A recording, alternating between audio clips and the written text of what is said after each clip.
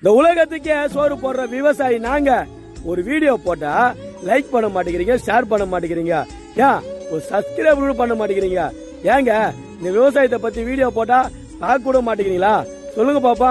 ஏங்க ஒரு சப்ஸ்கிரைப் பண்ணி விடுங்களா, விவசாயி நாங்களும் வளர்ந்து மேலே ஏறி வரமே.